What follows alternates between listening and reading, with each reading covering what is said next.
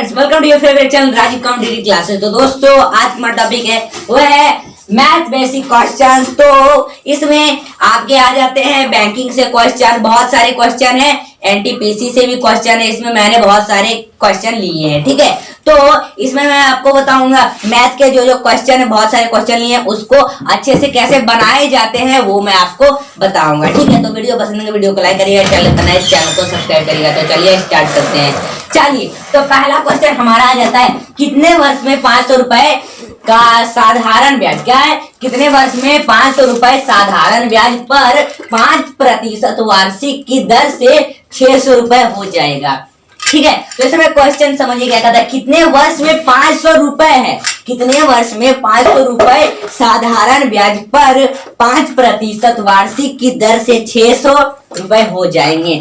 तो इसमें क्या करना है, इसमें पहले हमको मूलधन पता करना है। तो ये क्वेश्चन किसका है, कहता है कि वार्षिक ब्याज की दर से 600 रुपए हो जाएंगे। तो इसमें आता है दर, क्या कहता है, दर, वार्षिक ब्याज की दर से साधारण ब्याज पर इतना 5% की वार्षिक ब्याज की दर से 600 रुपए हो जाएंगे। तो ये किसका क्वेश्चन है, एसआई का क्वेश्चन, यानी सिंपल इंटरेस्ट का क्वेश्चन है। तो सिंपल इंटरेस्ट का फॉर्मूला ही लगेगा। तो इसमें पहले मूलधन क्या है देख लीजिए, यहाँ पर पहले हमको लिखना है मूलधन, क्या लिखना है, मूलधन लिखना है, ठीक है। तो हम लिख लेते हैं मूलधन। तो इसमें मूलधन हमारा कितना है, 500 रुपए है ना, तो हम लिख लेंगे 500 रुपए। चलिए, ये हमारा 500 रुपए। और इसमें मिश्रधन, मिश्रधन हम इसमें आएगा, तो हम लिख लेते हैं मिश्रधन। मिश्रधन इसमें कितना है, ये लीजिए, मिश्रधन हमारा 600 रुपए है, तो हम लिख देंगे 600 रुपए, ठीक है। चलिए, और आखिरी बच जाता है आपका दर, क्या आ जाता है, दर, दर हमारा 5%, तो हम लिख देंगे 5%। अब क्या करना है, इसमें क्या करना है, तीनों को एक साथ लिख के, इस क्वेश्चन में साधारण ब्याज लिखा हुआ है, तो आप सोचेंगे साधारण ब्याज है तो इसको साधारण ब्याज में फॉर्मूला लिख के ये 500 600 5 लिख के काट कूट के ये आंसर निकलेगा, नहीं। इसमें हमको क्या करना है, मिश्रधन आया है तो इसमें फॉर्मूला लगेगा ब्याज बराबर, क्या लगेगा, ब्याज बराबर। ब्याज बराबर हमारा क्या होता है, ये होता है मिश्रधन, मिश्रधन माइनस मूलधन, ठीक है। यही हमारा फॉर्मूला लगेगा, मिश्रधन माइनस मूलधन। तो मिश्रधन इसमें आया 600 रुपए, तो हम 600 रुपए लिख देंगे, माइनस 500 रुपए मूलधन, तो मूलधन हम 500 रुपए ले लेंगे। और दोनों को माइनस कर देने के बाद माइनस 600 में 500 गया तो बचा 100 रुपया, इतना ही बचा। तो हमारा ये जो निकल के आया ये हमारा ब्याज कल आया, ठीक है। तो अब इसमें फॉर्मूला लगेगा समय बराबर। समय बराबर होता क्या है, तो समय बराबर जानते हैं, ब्याज, ब्याज गुना 100 अपॉन मूलधन गुना दर, मूलधन, ठीक है, मूलधन गुना दर, यही हमारा फॉर्मूला है, ठीक है। तो इस पर ही हमारा आधारित है। तो मैं बता दूं कि मैंने वीडियो बना दी है साधारण या सिंपल इंटरेस्ट का, तो उसका लिंक आपको डिस्क्रिप्शन में मिल जाएगा, वहां से देख सकते हैं, ठीक है। तो हमारा यही फॉर्मूला पर, तो ब्याज इसमें कितना है, 100 रुपए निकल के है, तो हम लिख देंगे 100 रुपए। फिर ये मल्टीप्लाई 100 है तो हम 100 लिख देते हैं, अपन में मूलधन, मूलधन हमारा 500 रुपए है, तो हम लिख देंगे 500 रुपए, ठीक है। अब मल्टीप्लाई दर हमारा कितना है, 5%, तो हम 5 लिख देंगे। अब क्या करेंगे, काटेंगे, एक 0 इससे कटा, एक 0 इससे कटेगा, एक 0 इससे कटा, एक 0 इससे कटेगा, तो बचा इतना। तो 5 1 जा 5, 5 2 जा 10, 5 1 जा 5, ये भी कटा, 5 2 जा 10।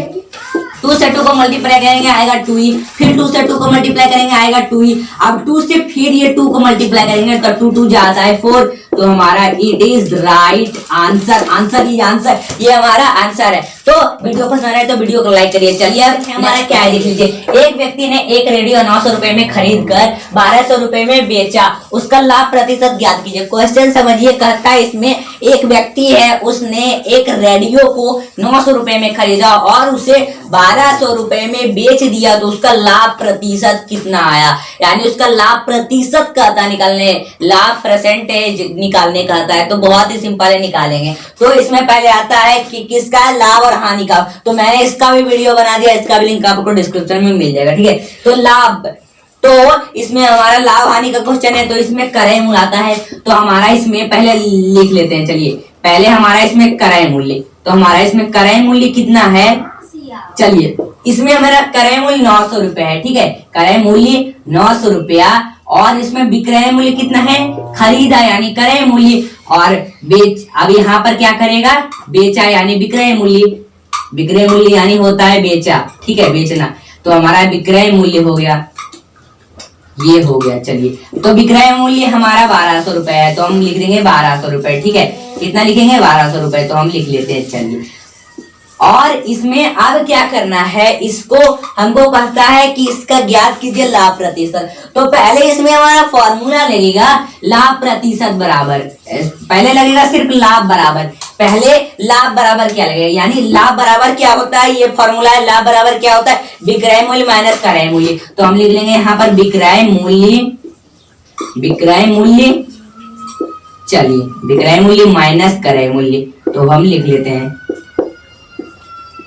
क्रय मूल्य, ठीक है, तो ये हो गया। अब इसमें विक्रय मूल्य कितना है, ये 1200 रुपए है, तो हम लिख लेंगे 1200 रुपए, फिर माइनस, फिर 900 क्रय मूल्य हो गया, कितना 900 क्रय मूल्य, तो बराबर में निकल के आया 300, तो ये हमारा 300 रुपया आया निकल के, 1200 में 900 घटा दीजिए 300 रुपया आएगा निकल के। तो अब फॉर्मूला लगेगा लाभ प्रतिशत बराबर होता क्या है, इसमें लाभ प्रतिशत बराबर होता क्या है, तो ये होता है, क्या होता है, लाभ गुना 100 बटा क्रय मूल्य, यही फॉर्मूला लगता है, लाभ गुना 100 बटा क्रय मूल्य। चलिए तो हमारा ये फॉर्मूला लगा, ठीक है, तो लाभ इसमें हमारे कितने निकल के आया, ये 300 रुपया निकल के आया, तो हम लिख देंगे यहाँ पर 300, ठीक है, कितना लिख देंगे 300, और गुना 100 का 100 रहने देंगे, और क्रय मूल्य हमारे कितना आया 900 रुपया है, तो हम लिख देते हैं क्रय मूल्य 900 रुपया। तो अब इसमें कटिंग करेंगे, 1 0 इससे कटा, 1 0 इससे कटेगा, 1 0 इससे कटा, 1 0 इससे कटेगा, ठीक है, तो अब यहाँ पर बचा इतना, अब इसमें कटेगा, हाँ कटेगा 9, 3 का टेबल में 3 3 जा 9 और 3 10 जा 30। अब क्या करेंगे, अब ये कटेगा नहीं कटेगा, तो 10 को 10 से 10 यहाँ पर बचा, तो 10 को 10 से मल्टीप्लाई कर दीजिए, हमारा आता है 100 रुपए, और बट्टा में ये 3 बचा तो 3 लगा दीजिए। अब क्या करना, अब कटेगा नहीं कटेगा, लेकिन ये आंसर नहीं है, क्या करना है, इसमें हमारा ऑप्शन में है भिन्न का, इसको क्या करना है, हमको निकालना है पूर्णांक में, तो क्या करेंगे पूर्णांक में इसको बनाएंगे, तो पूर्णांक में करने के लिए, निकालने के लिए इसको भाग देना होगा, तो 3 से दे दीजिए 100 को भाग, 3 से 100 को भाग दीजिए, तो कितना आएगा, 3 3 जा 9 आएगा, 3 3 जा इसमें 9 आ जाता है, ठीक है, तो ये 1 बचा, फिर ये 0 है, 3 3 जा 9 आता है। चलिए अब फिर 1 बचा, तो अब इसमें आंसर है, तो अब ये इसको पूर्णांक में कैसे लिखेंगे, भागा देने के बाद शेष तो हमारा आ गया ना, तो अब क्या करेंगे, इसको पूर्णांक में देख कैसे करेंगे, ये 1 चल जाएगा ऊपर, 1 चल जाएगा हमारा ऊपर, और ये जो 33 है इधर आ जाएगा पूर्णांक की जगह, और बट्टा में ये 3 है नीचे आ जाएगा, तो हमारा यही आंसर हो जाएगा पूर्णांक में, तो हमारा इतना प्रतिशत निकल के आया आंसर, 33 पूर्णांक 1/3 आंसर निकल के आया प्रतिशत में। चलिए जिसका लाभ ज्ञात हो गया, लाभ प्रतिशत ज्ञात हो गया, ठीक है। चलिए नेक्स्ट तीसरा क्वेश्चन है, दो संख्याओं का योग 11,009 है, यदि एक संख्या 9,999 है तो दूसरी संख्या क्या होगी, तो हमको कहता है दूसरी संख्या ज्ञात करना है, यदि दो संख्याओं का योग 11,009 है तो एक संख्या का योग कितना होगा, 9,999। तो अब कहता है कि हमको पता करना है दूसरी संख्या क्या होगी, दूसरी संख्या क्या होगी, यानी दो संख्याओं का योग 11,900 है, 11,009 है, ठीक है, क्या है 11,009, और तो इसमें क्या कहता है दूसरी संख्या है कितना है, ये पहली एक संख्या है हमारा 9,999, तो अब कहता है दूसरी संख्या क्या होगी, तो इसमें हमको पता करना है, तो इसमें आएगा दो संख्याओं का योग कितना है, दो संख्याओं का योग, ठीक है, तो हम लिख लेते हैं दो संख्याओं का योग। चलिए तो हम लिख लेते हैं यहाँ पर दो संख्याओं का योग, ठीक है, तो हम लिख लेते हैं पहले दो संख्याओं का योग। दो संख्याओं का योग कितना है, 11,000 कितना है, 11,009 है, ठीक है, 11,009 है, तो इसमें एक संख्या कितना है, चलिए तो हम पहले लिख लेते हैं एक संख्या इसमें कितना है, एक संख्या हमारा आ जाता है 9,999, 1,999, ठीक है, तो इसलिए क्या होगा, इसलिए दूसरी संख्या कितनी होगी, हम लिख लेते हैं इसलिए दूसरी संख्या कितनी होगी, इसलिए दूसरी संख्या कितनी होगी। तो 11,009 है तो हम लिख लेते हैं 11,009। अब माइनस कर दीजिए 9,999, 9,999, ठीक है। तो अगर माइनस कर देने के बाद आंसर कितना निकल के आएगा, इसका आएगा कितना आएगा 1010। ये हमारा आंसर आ गया, यानी दूसरी संख्या हमारा 1010 कहलाई। दूसरी संख्या ही पता करने का था तो हमारा दूसरी संख्या 1010 कहलाई। चलो क्वेश्चन देखते हैं। अगला क्वेश्चन आपका है प्रथम 5 सम संख्याओं का औसत क्या होगा। कहता है हमको प्रथम 5 जो सम संख्या है उसका औसत क्या होगा, यानी सम संख्या यानी समझते हैं ना, यानी जो 2 से कट जाए, जैसे 2, 4, 6, 8 ऐसे जो 2 से कट जाए उसे सम संख्या कहते हैं। यानी प्रथम 5 सम संख्या का औसत क्या होगा हमको कहता है निकाले। तो बहुत ही सिंपल है। तो पहले प्रथम 5 सम संख्या लिख लेते हैं। तो आ जाता है 1, ये 2 हो गया, फिर यहाँ पर आ जाता है 4, फिर यहाँ पर आ जाता है 6, 8 और आखिरी 10। तो 5 सम संख्या हो गया। 1, 2, 3, 4, 5 सम संख्या। तो क्या करेंगे, वही हम लिखेंगे, यानी 2, फिर ये लिख देंगे कितना, सब में प्लस प्लस लगा देना है। 2, फिर +4, फिर +6, फिर +8, फिर +10, सब में प्लस प्लस कर देना। फिर बड़ा सा अपॉन लेके इसके अंदर लगा देना है 5, यानी गिन के कितना है इसमें 1, 2, 3, 4, 5, तो अपॉन में 5 लगा देंगे, यानी 5 सम संख्या ही कहता है तो हम अपॉन में 5 लगा देंगे। फिर बराबर दे देंगे, ऊपर वाले सबको जोड़ दीजिए, सबको जोड़ने को आ जाता है 30 और ये अपॉन में 5 है तो लगा दीजिए 5। अब क्या करिए, काटिए। तो 5 के टेबल में दोनों कट रहा है 5 1 जा 5 और 5 6 जा 30। तो अब 6 और 1 को मल्टीप्लाई करिए, 6 1 जा 6 ही होता है। तो हमारा इसका औसत निकल गया। क्या हो गया, औसत हमारा निकल गया। यही हमारा अवरेज, ये हमारा औसत हुआ, यानी यही हमारा आंसर आ गया। चलिए तो आप निकालना सीख गए इसका आंसर कैसे, यानी प्रथम 5 सम संख्याओं का औसत हमने ज्ञात कर लिया। चलिए अब अगला क्वेश्चन देखते हैं। नेक्स्ट क्वेश्चन है हमारा 2 संख्याओं का गुणनफल 5/4 है। यदि एक संख्या 5/6 हो तो दूसरी संख्या ज्ञात कीजिए। यानी 2 संख्याओं का गुणनफल कितना है, 5/4 है, ठीक है। यदि एक संख्या का 5/6 हो तो क्या, 5/6 गुणनफल हो तो दूसरी संख्या ज्ञात कीजिए। तो हमको दूसरी संख्या ज्ञात करने का था, यानी एक संख्या का गुणनफल इतना है, गुणनफल तो 5/6 है।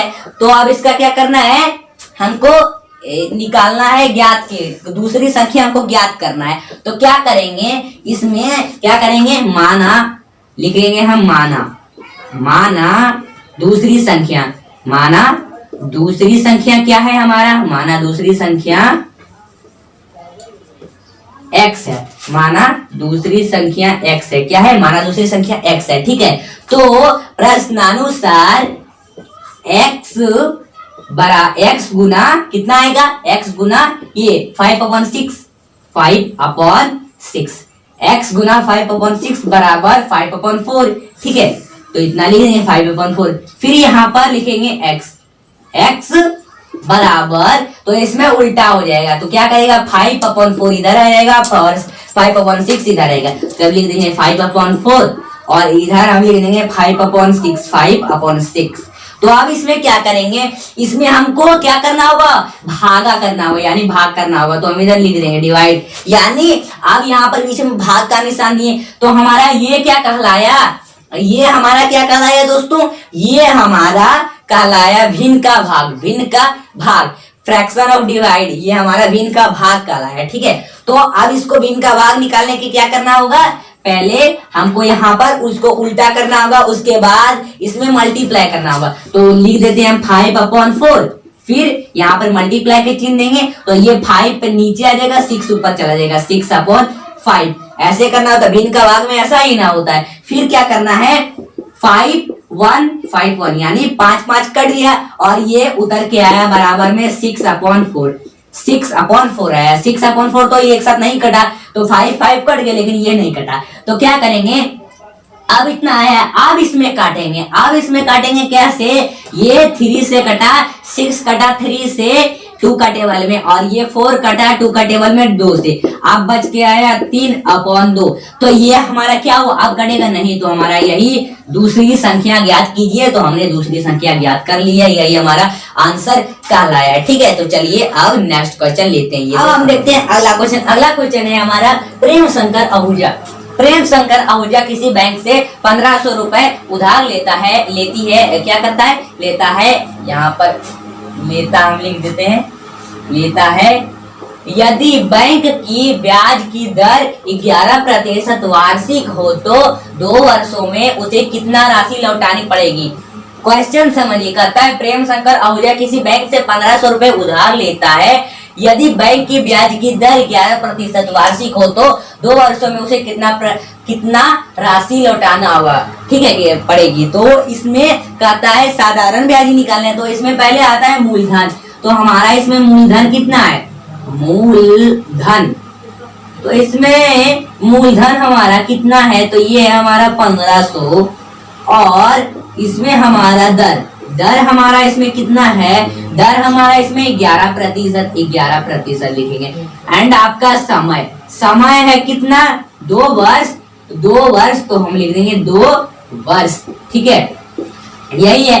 तो इसमें फॉर्मूला अपनाएंगे साधारण ब्याज बराबर, क्या अपनाएंगे? फॉर्मूला साधारण, ये आपका फॉर्मूला साधारण ब्याज बराबर क्या होता है? साधारण ब्याज बराबर, तो साधारण ब्याज बराबर जानते हैं, ये होता है मूलधन गुना दर गुना समय बटा 100, हमारा यही फॉर्मूला है।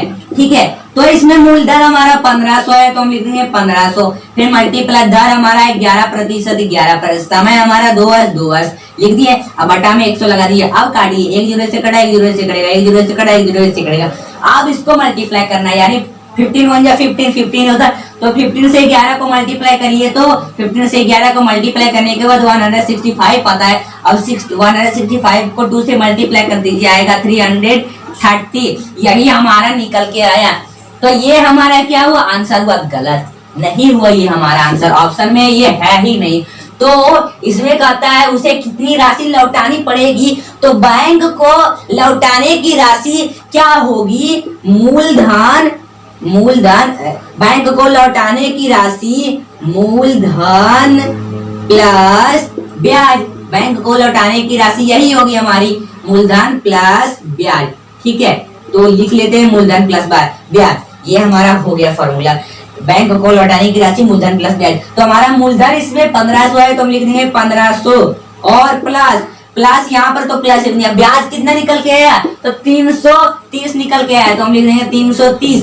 चलिए अब इन दोनों के ऐड कर दीजिए, तो ऐड करने के बाद हमारा आएगा 1830, कितना आएगा? 1830, तो हमारा यही आंसर आया, यानी बैंक को लौटाने की राशि 1830 आया, तो हमारा ये आंसर निकल गया है। चलिए अब नेक्स्ट क्वेश्चन देखते हैं। अगला क्वेश्चन हमारा भिन्न से है, तो देखिए इसमें भिन्न यानी फ्रैक्शन से है, तो मैंने फ्रैक्शन की भी वीडियो बना दी, उसका भी लिंक आपको डिस्क्रिप्शन में मिल जाए, देख सकते हैं। तो ये हमारा भिन्न का एक जोड़ है, तो इसको पूर्णांक में है, तो इसको पूर्णांक में हमको बनाना है, तो इसका आंसर भी पूर्णांक में ही निकलेगा, पूर्णांक को क्वेश्चन पूर्णांक में ही आंसर निकलेगा। तो ये क्वेश्चन इतना बड़ा, इसको निकालेंगे कैसे? बहुत ही सिंपल है, देख लीजिए क्या है ये क्वेश्चन। 3/1/3 प्लस 4/1/2 प्लस 1/1/4 है। तो क्या करना है इसमें, वो वीडियो देख लीजिए, उसमें आपको अच्छे से बताया गया, आपको समझ में आ जाएगा। ठीक है, तो इसमें 3 और 3 को मल्टीप्लाई कर दीजिए, कितना आता है? 3 3 या 9, और 1 आप जोड़ दीजिए तो आएगा 10। तो आप लिख लीजिए यहाँ पर 10, और ये अपॉन में 3 लगा दीजिए। पहले इसमें यहाँ पर आप पहले लिख लीजिए, यहाँ पर ठीक है 3 लिख लीजिए, ओके, और यहाँ पर फिर प्लस दे दीजिए, फिर यहाँ पर 2 और 4 को कर दीजिए मल्टीप्लाई, 2 4 जा 8 और 1 9, तो 9 लिख के ऊपर यहाँ पर नीचे 2 है तो 2 लिख दीजिए, फिर प्लस कर दीजिए, फिर यहाँ पर 4 1 जा 4 और 1 5, तो 5 लिख दीजिए, फिर 4 लिख दीजिए। ठीक है, अब क्या करना है? अब ये तीनों का नीचे वाला 3 संख्या, इसका एलसीएम निकाल दीजिए। एलसीएम निकालने के बाद आएगा हमारा 12 आएगा आंसर। तो अब बड़ा सा अपॉन लेके 12 नीचे में लिख दीजिए। फिर क्या करना है?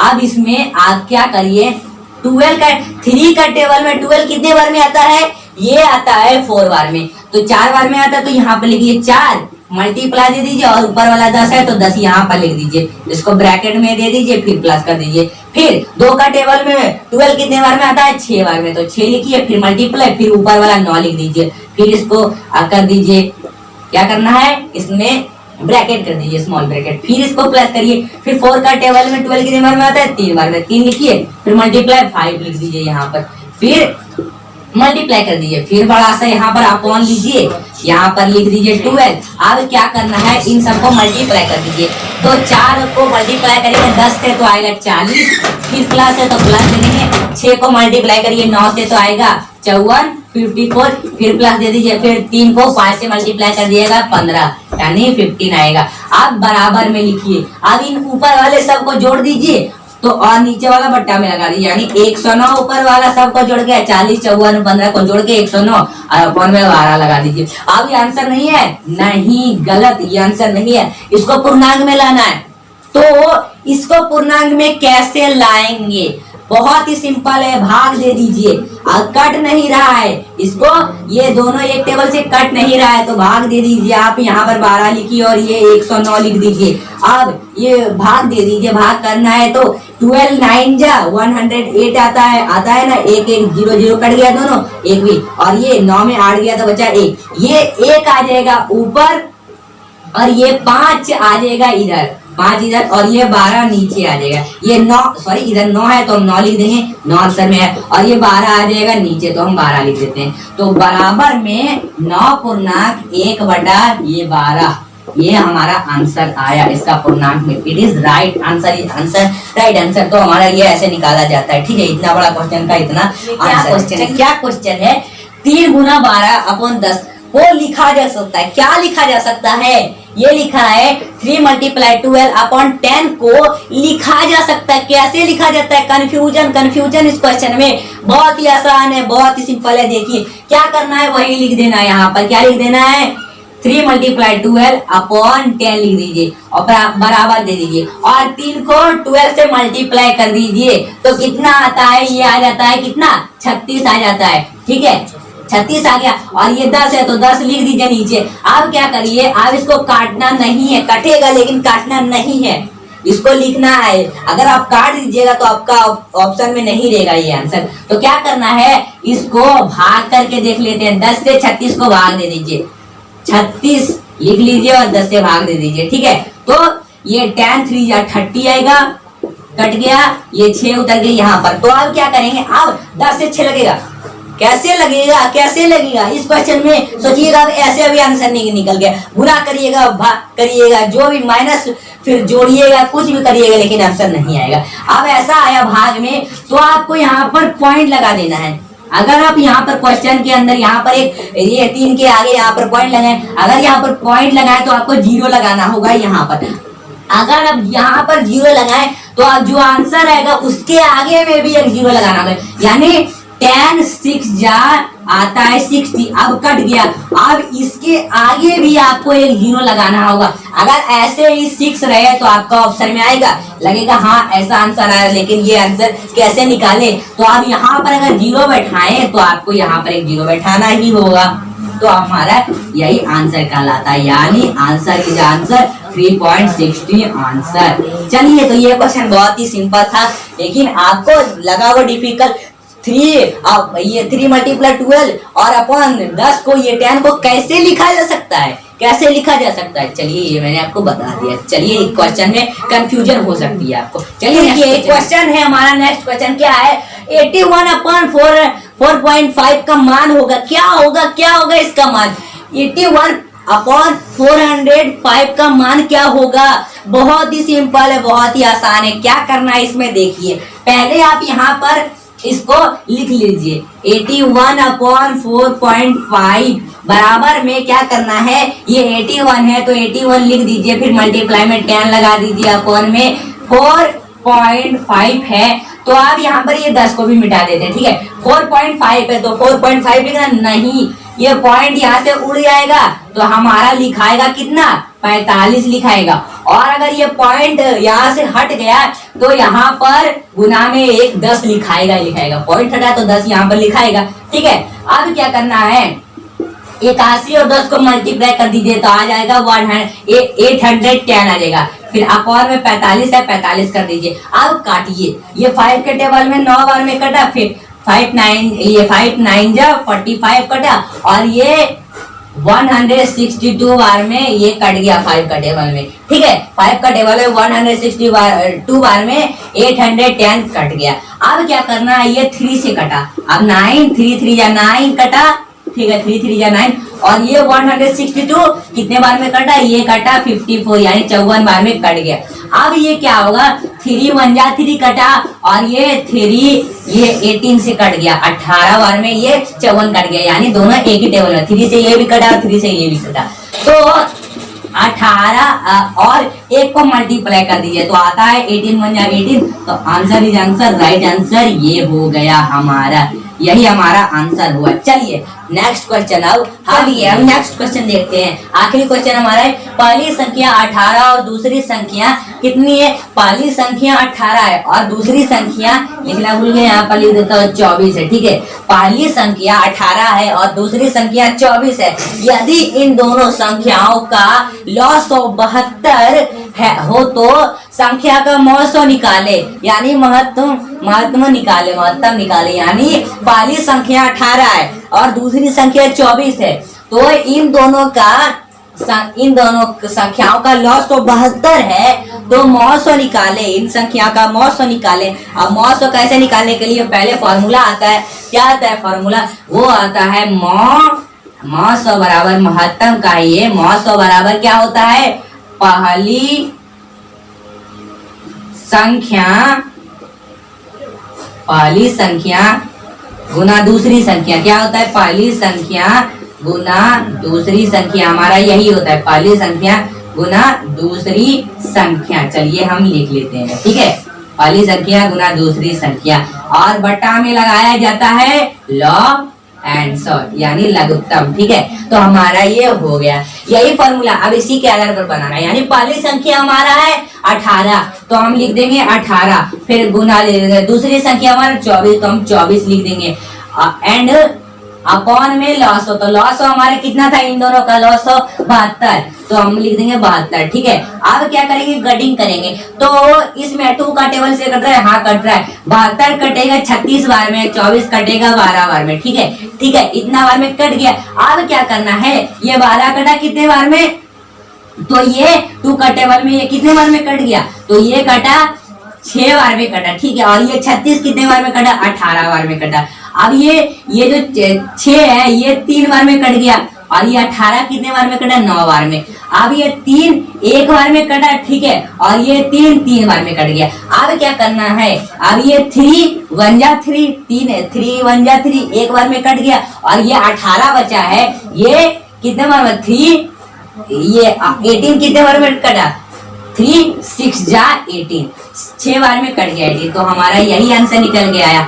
आंसर ही आंसर, राइट आंसर हमारा 6 आया। ठीक है, तो कैसे करना, बस ये फॉर्मूला याद रखिए, और पहली संख्या लिखिए गुना दूसरी संख्या, और बटा में बदल दिया, अब जो कट रहा है काटते चल जाइए, आपका आंसर निकल के आएगा। तो इसका आंसर हमारा 6 आया। ठीक है, तो आज का जो टॉपिक रहा मैथ बेसिक क्वेश्चंस, बहुत अच्छे क्वेश्चन इसमें लिए, जो एनटीपीसी बीपीएससी ये सब में हमारे पूछे गए, बैंकिंग में भी पूछे गए ये सब क्वेश्चन। ठीक है, तो अगर ये वीडियो आप लोग को पसंद है, वीडियो को लाइक करिए, चैनल पर नए चैनल को सब्सक्राइब करिए। तो तब तक के लिए बाय बाय। ऐसी मैं एजुकेशनल वीडियो लेते आता रहूंगा, मैथ के ऐसे ही और क्वेश्चन लेते आता रहूंगा। ये फर्स्ट पार्ट था, और दूसरे पार्ट में मैं और अच्छे क्वेश्चन इससे लेके आऊंगा। ठीक है, तो तब तक के लिए बाय बाय।